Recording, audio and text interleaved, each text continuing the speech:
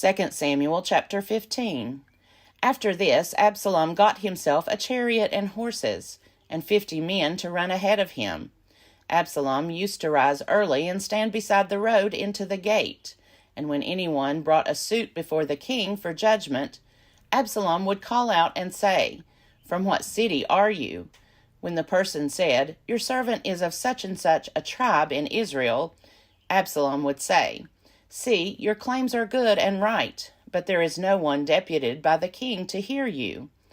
Absalom said, "Moreover, if only I were judge in the land, then all who had a suit or cause might come to me, and I would give them justice." Whenever people came near to do obeisance to him, he would put out his hand and take hold of them and kiss them. Thus Absalom did to every Israelite who came to the king for judgment. So Absalom stole the hearts of the people of Israel. At the end of 4 years, Absalom said to the king, "Please let me go to Hebron and pay the vow that I have made to the Lord. For your servant made a vow while I lived at Geshur in Aram. If the Lord will indeed bring me back to Jerusalem, then I will worship the Lord in Hebron." The king said to him, "Go in peace." So he got up and went to Hebron. But Absalom sent secret messengers throughout all the tribes of Israel, saying, "As soon as you hear the sound of the trumpet, then shout, 'Absalom has become king at Hebron.'" 200 men from Jerusalem went with Absalom. They were invited guests, and they went in their innocence, knowing nothing of the matter. While Absalom was offering the sacrifices, he sent for Ahithophel, the Gilonite, David's counselor from his city Gilo. The conspiracy grew in strength, and the people with Absalom kept increasing. A messenger came to David, saying, "The hearts of the Israelites have gone after Absalom." Then David said to all his officials who were with him at Jerusalem, "Get up, let us flee, or there will be no escape for us from Absalom. Hurry, or he will soon overtake us, and bring disaster down upon us, and attack the city with the edge of the sword." The king's officials said to the king, "Your servants are ready to do whatever our lord the king decides." So the king left, followed by all his household, except 10 concubines whom he left behind to look after the house. The king left, followed by all the people, and they stopped at the last house. All his officials passed by him, and all the Cherethites, and all the Pelethites, and all the 600 Gittites who had followed him from Gath, passed on before the king. Then the king said to Ittai the Gittite, "Why are you also coming with us? Go back and stay with the king, for you are a foreigner, and also an exile from your home. You came only yesterday, and shall I today make you wander about with us, while I go wherever I can? Go back and take your kinsfolk with you, and may the Lord show steadfast love and faithfulness to you." But Ittai answered the king, "As the Lord lives, and as my lord the king lives, wherever my lord the king may be, whether for death or for life, there also your servant will be." David said to Ittai, "Go then, march on." So Ittai the Gittite marched on, with all his men and all the little ones who were with him. The whole country wept aloud as all the people passed by. The king crossed the Wadi Kidron, and all the people moved on toward the wilderness. Abiathar came up, and Zadok also, with all the Levites, carrying the ark of the covenant of God. They set down the ark of God until the people had all passed out of the city. Then the king said to Zadok, "Carry the ark of God back into the city. If I find favor in the eyes of the Lord, he will bring me back and let me see both it and the place where it stays. But if he says, 'I take no pleasure in you,' here I am, let him do to me what seems good to him." The king also said to the priest Zadok, "Look, go back to the city in peace, you and Abiathar, with your 2 sons, Ahimaaz your son, and Jonathan son of Abiathar. See, I will wait at the fords of the wilderness until word comes from you to inform me." So Zadok and Abiathar carried the ark of God back to Jerusalem, and they remained there. But David went up the ascent of the Mount of Olives, weeping as he went, with his head covered and walking barefoot. And all the people who were with him covered their heads and went up, weeping as they went. David was told that Ahithophel was among the conspirators with Absalom. And David said, O Lord, I pray you, turn the counsel of Ahithophel into foolishness. When David came to the summit where God was worshipped, Hushai the Archite came to meet him with his coat torn and earth on his head. David said to him, If you go on with me, you will be a burden to me. But if you return to the city and say to Absalom, I will be your servant, O king, as I have been your father's servant in time past. So now I will be your servant. Then you will defeat for me the counsel of Ahithophel. The priests Zadok and Abiathar will be with you there. So whatever you hear from the king's house, tell it to the priests Zadok and Abiathar. Their 2 sons are with them there, Zadok's son Ahimaaz and Abiathar's son Jonathan, and by them you shall report to me everything you hear. So Hushai, David's friend, came into the city just as Absalom was entering Jerusalem. 2 Samuel chapter 16. When David had passed a little beyond the summit, Ziba, the servant of Mephibosheth, met him, with a couple of donkeys saddled, carrying 200 loaves of bread, 100 bunches of raisins, 100 of summer fruits, and 1 skin of wine. The king said to Ziba, Why have you brought these? Ziba answered, The donkeys are for the king's household to ride, the bread and summer fruit for the young men to eat, and the wine is for those to drink who faint in the wilderness. The king said, And where is your master's son? Ziba said to the king, He remains in Jerusalem, for he said, Today the house of Israel will give me back my grandfather's kingdom. Then the king said to Ziba, All that belonged to Mephibosheth is now yours. Ziba said, I do obeisance. Let me find favor in your sight, my lord the king. When King David came to Bahurim, a man of the family of the house of Saul came out, whose name was Shimei, son of Gera. He came out cursing. He threw stones at David and at all the servants of King David. Now all the people and all the warriors were on his right and on his left. Shimei shouted while he cursed, Out! Out, murderer, scoundrel! The Lord has avenged on all of you the blood of the house of Saul, in whose place you have reigned, and the Lord has given the kingdom into the hand of your son Absalom. See, disaster has overtaken you, for you are a man of blood. Then Abishai, son of Zeruiah, said to the king, Why should this dead dog curse my lord the king? Let me go over and take off his head. But the king said, What have I to do with you, you sons of Zeruiah? If he is cursing because the Lord has said to him, Curse David, who then shall say, Why have you done so? David said to Abishai and to all his servants, My own son seeks my life. How much more now may this Benjaminite? Let him alone, and let him curse, for the Lord has bidden him. It may be that the Lord will look on my distress, and the Lord will repay me with good for this cursing of me today. So David and his men went on the road, while Shimei went along on the hillside opposite him and cursed as he went, throwing stones and flinging dust at him. The king and all the people who were with him arrived weary at the Jordan, and there he refreshed himself. Now Absalom and all the Israelites came to Jerusalem. Ahithophel was with him. When Hushai the Archite, David's friend, came to Absalom, Hushai said to Absalom, Long live the king! Long live the king! Absalom said to Hushai, Is this your loyalty to your friend? Why did you not go with your friend?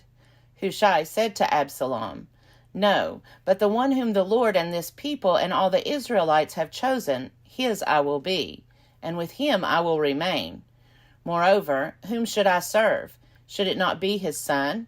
Just as I have served your father, so I will serve you. Then Absalom said to Ahithophel, "Give us your counsel. What shall we do?" Ahithophel said to Absalom, "Go into your father's concubines, the ones he has left to look after the house, and all Israel will hear that you have made yourself odious to your father, and the hands of all who are with you will be strengthened." So they pitched a tent for Absalom upon the roof, and Absalom went into his father's concubines in the sight of all Israel. Now in those days the counsel that Ahithophel gave was as if one consulted the oracle of God. So all the counsel of Ahithophel was esteemed, both by David and by Absalom. 2 Samuel chapter 17.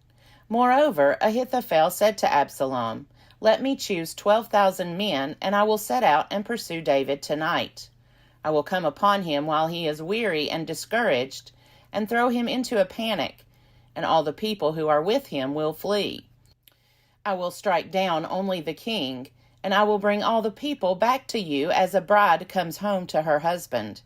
You seek the life of only one man, and all the people will be at peace."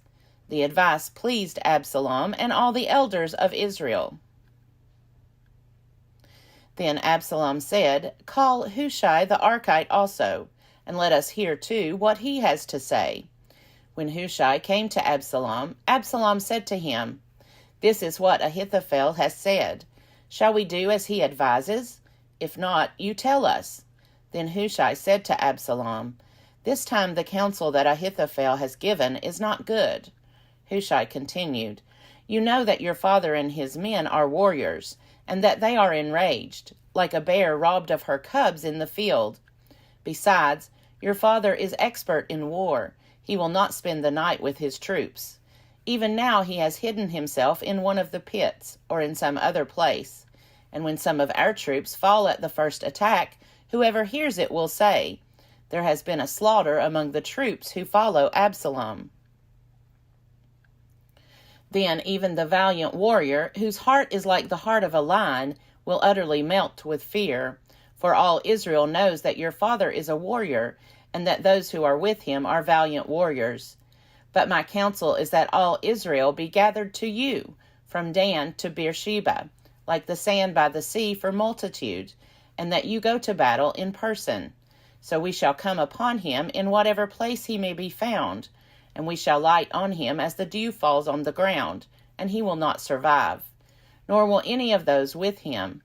If he withdraws into a city, then all Israel will bring ropes to that city, and we shall drag it into the valley, until not even a pebble is to be found there." Absalom and all the men of Israel said, "The counsel of Hushai the Archite is better than the counsel of Ahithophel." For the Lord had ordained to defeat the good counsel of Ahithophel, so that the Lord might bring ruin on Absalom.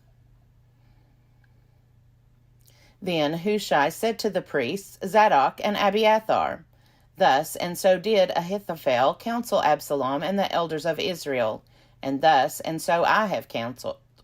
Therefore send quickly and tell David, 'Do not lodge tonight at the fords of the wilderness, but by all means cross over, otherwise the king and all the people who are with him will be swallowed up.'" Jonathan and Ahimaaz were waiting at En-rogel. A servant girl used to go and tell them, and they would go and tell King David, for they could not risk being seen entering the city. But a boy saw them and told Absalom, so both of them went away quickly, and came to the house of a man at Bahurim, who had a well in his courtyard, and they went down into it. The man's wife took a covering, stretched it over the well's mouth, and spread out grain on it, and nothing was known of it. When Absalom's servants came to the woman at the house, they said, "Where are Ahimaaz and Jonathan?" The woman said to them, "They have crossed over the brook of water." And when they had searched and could not find them, they returned to Jerusalem. After they had gone, the men came up out of the well and went and told King David. They said to David, "Go and cross the water quickly, for thus and so has Ahithophel counseled against you." So David and all the people who were with him set out and crossed the Jordan. By daybreak not one was left who had not crossed the Jordan. When Ahithophel saw that his counsel was not followed, he saddled his donkey and went off home to his own city. He set his house in order and hanged himself. He died and was buried in the tomb of his father. Then David came to Mahanaim while Absalom crossed the Jordan with all the men of Israel. Now Absalom had set Amasa over the army in the place of Joab. Amasa was the son of a man named Ithra the Ishmaelite, who had married Abigail, daughter of Nahash, sister of Zeruiah, Joab's mother. The Israelites and Absalom encamped in the land of Gilead. When David came to Mahanaim, Shobai, son of Nahash, from Rabbah of the Ammonites, and Machir, son of Ammiel, from Lo-debar, and Barzillai, the Gileadite, from Rogelim, brought beds, basins, and earthen vessels, wheat, barley, meal, parched grain, beans, and lentils, honey and curds, sheep, and cheese from the herd, for David and the people with him to eat. For they said, "The troops are hungry and weary and thirsty in the wilderness." 2 Samuel chapter 18. Then David mustered the men who were with him, and set over them commanders of thousands and commanders of hundreds. And David divided the army into 3 groups, 1/3 under the command of Joab, 1/3 under the command of Abishai, son of Zeruiah, Joab's brother, and 1/3 under the command of Ittai the Gittite. The king said to the men, "I myself will also go out with you." But the men said, "You shall not go out, for if we flee, they will not care about us. If half of us die, they will not care about us. But you are worth 10,000 of us. Therefore it is better that you send us help from the city." The king said to them, "Whatever seems best to you I will do." So the king stood at the side of the gate, while all the army marched out by hundreds and by thousands. The king ordered Joab and Abishai and Ittai, saying, "Deal gently for my sake with the young man Absalom." And all the people heard when the king gave orders to all the commanders concerning Absalom. So the army went out into the field against Israel, and the battle was fought in the forest of Ephraim. The men of Israel were defeated there by the servants of David, and the slaughter there was great on that day, 20,000 men. The battle spread over the face of all the country, and the forest claimed more victims that day than the sword. Absalom happened to meet the servants of David. Absalom was riding on his mule, and the mule went under the thick branches of a great oak. His head caught fast in the oak, and he was left hanging between heaven and earth, while the mule that was under him went on. A man saw it and told Joab, "I saw Absalom hanging in an oak." Joab said to the man who told him, "What, you saw him? Why then did you not strike him there to the ground? I would have been glad to give you 10 pieces of silver and a belt." But the man said to Joab, "Even if I felt in my hand the weight of 1,000 pieces of silver, I would not raise my hand against the king's son. For in our hearing the king commanded you and Abishai and Ittai, saying, 'For my sake protect the young man Absalom.' On the other hand, if I had dealt treacherously against his life, and there is nothing hidden from the king, then you yourself would have stood aloof." Joab said, "I will not waste time like this with you." He took 3 spears in his hand and thrust them into the heart of Absalom while he was still alive in the oak. And 10 young men, Joab's armor-bearers, surrounded Absalom and struck him and killed him. Then Joab sounded the trumpet, and the troops came back from pursuing Israel, for Joab restrained the troops. They took Absalom, threw him into a great pit in the forest, and raised over him a very great heap of stones. Meanwhile, all the Israelites fled to their homes. Now Absalom in his lifetime had taken and set up for himself a pillar that is in the king's valley. For he said, "I have no son to keep my name in remembrance." He called the pillar by his own name. It is called Absalom's monument to this day. Then Ahimaaz, son of Zadok, said, "Let me run and carry tidings to the king that the Lord has delivered him from the power of his enemies." Joab said to him, You are not to carry tidings today. You may carry tidings another day, but today you shall not do so, because the king's son is dead." Then Joab said to a Cushite, "Go, tell the king what you have seen." The Cushite bowed before Joab and ran. Then Ahimaaz, son of Zadok, said again to Joab, "Come what may, let me also run after the Cushite." And Joab said, "Why will you run, my son, seeing that you have no reward for the tidings?" "Come what may," he said, "I will run." So he said to him, "Run." Then Ahimaaz ran by the way of the plain and outran the Cushite. Now David was sitting between the two gates. The sentinel went up to the roof of the gate by the wall, and when he looked up, he saw a man running alone. The sentinel shouted and told the king. The king said, "If he is alone, there are tidings in his mouth." He kept coming and drew near. Then the sentinel saw another man running, and the sentinel called to the gatekeeper and said, "See another man running alone." The king said, "He also is bringing tidings." The sentinel said, "I think the running of the first one is like the running of Ahimaaz, son of Zadok." The king said, "He is a good man and comes with good tidings." Then Ahimaaz cried out to the king, "All is well." He prostrated himself before the king with his face to the ground and said, "Blessed be the Lord your God, who has delivered up the men who raised their hand against my lord the king." The king said, "Is it well with the young man Absalom?" Ahimaaz answered, "When Joab sent your servant, I saw a great tumult, but I do not know what it was." The king said, "Turn aside and stand here." So he turned aside and stood still. Then the Cushite came, and the Cushite said, "Good tidings for my lord the king, for the Lord has vindicated you this day, delivering you from the power of all who rose up against you." The king said to the Cushite, "Is it well with the young man Absalom?" The Cushite answered, "May the enemies of my lord the king and all who rise up to do you harm be like that young man." The king was deeply moved and went up to the chamber over the gate and wept. And as he went, he said, "Oh, my son Absalom, my son Absalom! Would I had died instead of you, O Absalom, my son, my son." 2 Samuel chapter 19. It was told Joab, "The king is weeping and mourning for Absalom." So the victory that day was turned into mourning for all the troops. For the troops heard that day, "The king is grieving for his son." The troops stole into the city that day as soldiers steal in who are ashamed when they flee in battle.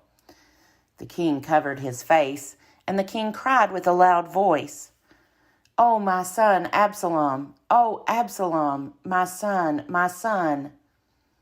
Then Joab came into the house to the king and said, "Today you have covered with shame the faces of all your officers who have saved your life today, and the lives of your sons and your daughters, and the lives of your wives and your concubines, for love of those who hate you, and for hatred of those who love you.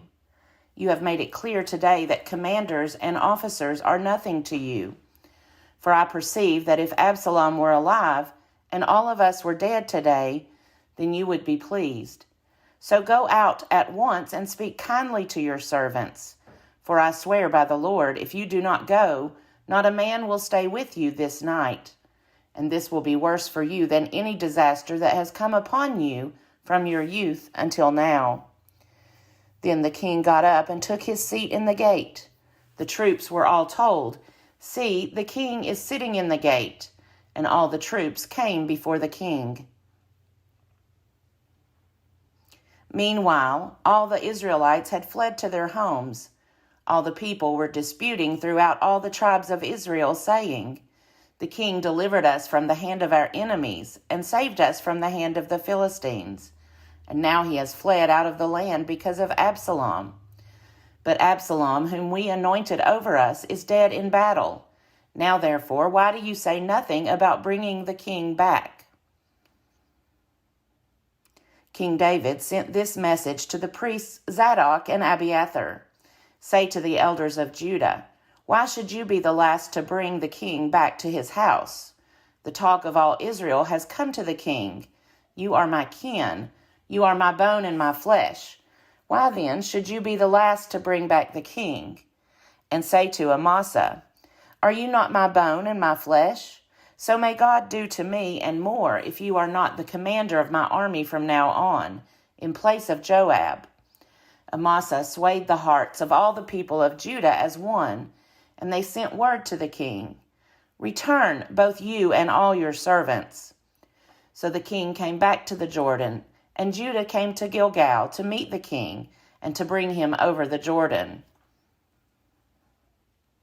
Shimei, son of Gera the Benjaminite from Bahurim, hurried to come down with the people of Judah to meet King David.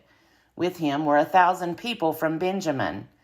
And Ziba, the servant of the house of Saul, with his 15 sons and his 20 servants, rushed down to the Jordan ahead of the king, while the crossing was taking place, to bring over the king's household and to do his pleasure.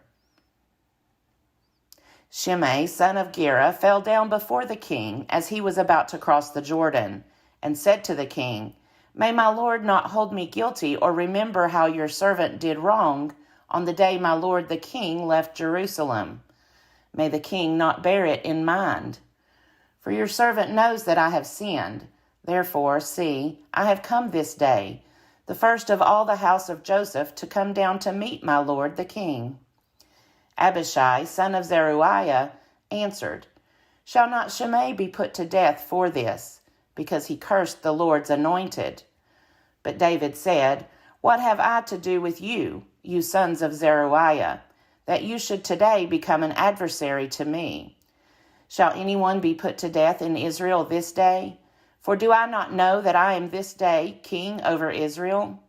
The king said to Shimei, You shall not die. And the king gave him his oath. Mephibosheth, grandson of Saul, came down to meet the king. He had not taken care of his feet, or trimmed his beard, or washed his clothes, from the day the king left until the day he came back in safety. When he came from Jerusalem to meet the king said to him, Why did you not go with me, Mephibosheth? He answered, My lord, O king, my servant deceived me. For your servant said to him, Saddle a donkey for me, so that I may ride on it and go with the king, for your servant is lame. He has slandered your servant to my lord the king. But my lord the king is like the angel of God. Do therefore what seems good to you. For all my father's house were doomed to death before my lord the king. But you set your servant among those who eat at your table. What further right have I, then, to appeal to the king? The king said to him, So why speak any more of your affairs? I have decided. You and Ziba shall divide the land. Mephibosheth said to the king, Let him take it all, since my lord the king has arrived home safely. Now Barzillai the Gileadite had come down from Rogelim. He went on with the king to the Jordan, to escort him over the Jordan. Barzillai was a very aged man, 80 years old. He had provided the king with food while he stayed at Mahanaim, for he was a very wealthy man. The king said to Barzillai, Come over with me, and I will provide for you in Jerusalem at my side. But Barzillai said to the king, How many years have I still to live, that I should go up with the king to Jerusalem? Today I am 80 years old. Can I discern what is pleasant and what is not? Can your servant taste what he eats or what he drinks?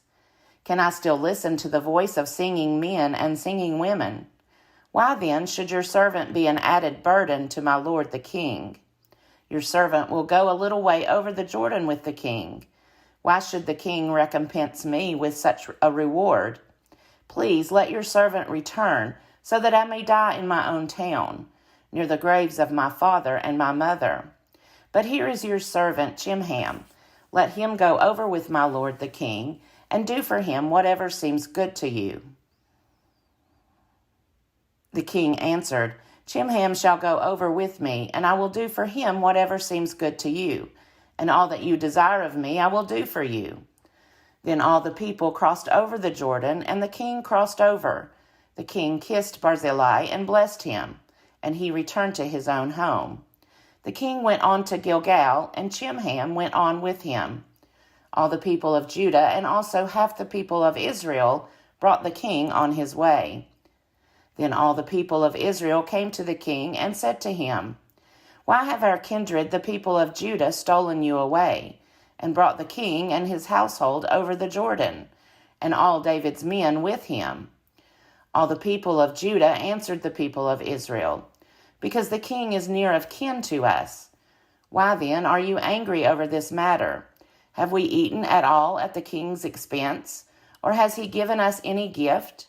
But the people of Israel answered the people of Judah, "We have 10 shares in the king, and in David also we have more than you. Why then did you despise us? Were we not the first to speak of bringing back our king?" But the words of the people of Judah were fiercer than the words of the people of Israel.